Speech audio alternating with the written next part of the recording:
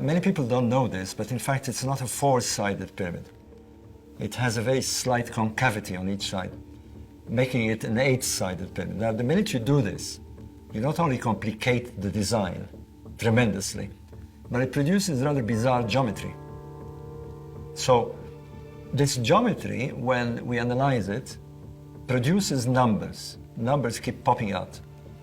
Numbers that shouldn't be there. Things like universal constants. Constant, that has been known for over 100 years. The phi constant, the golden ratio, but we have now strange numbers like Euler's number coming up in the design. Could this geometry produce a message?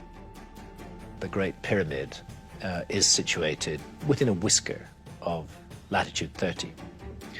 It seems like the latitude choice was derived from astronomy because there's a lens effect of the atmosphere of the Earth, and when you take that into account, the tiny error shy of latitude 30 goes away. They were on astronomical latitude 30, if you like.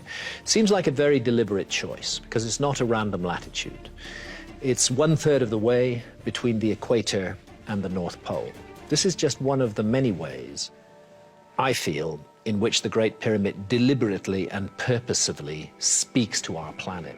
The next way it does that is that it is aligned. If you take upon yourself the project of building a pyramid and aligning it to true north, south, east, and west, you wouldn't make any error at all. There is an error in the Great Pyramid. It's tiny. It's 3/60ths of a single degree off true north.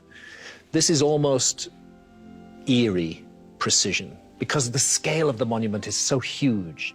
This thing is 481 feet high. It has a footprint of 13, slightly more than 13 acres. It weighs 6 million tons. It consists of 2.5 million individual blocks of stone. You're taking that whole gigantic mountain of stone and you are aligning it within just 3/60ths of a single degree of true north. We're not talking about magnetic north, which varies. We're talking about astronomical north, the true north of this planet.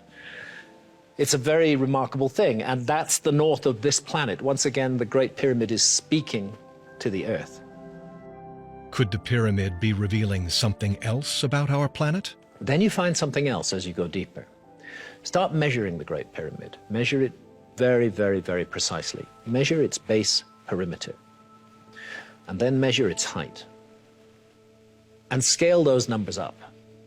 What you find is that at a scale of 1 to 43,200, and I'll explain why that's not a random scale in a moment, on a scale of 1 to 43,200, the dimensions of the pyramid give you the dimensions of this planet. In other words, if you measure the base perimeter of the Great Pyramid and multiply it by 43,200, you get the equatorial circumference of the Earth.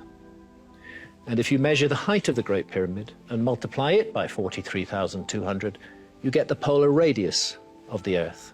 So in all those centuries and millennia, when our ancestors went through the Dark Ages and didn't even know that they were living on a planet, let alone the dimensions of the planet, all they ever had to do was go accurately measure the Great Pyramid, multiply those numbers by 43,200, and they have the dimensions of our planet.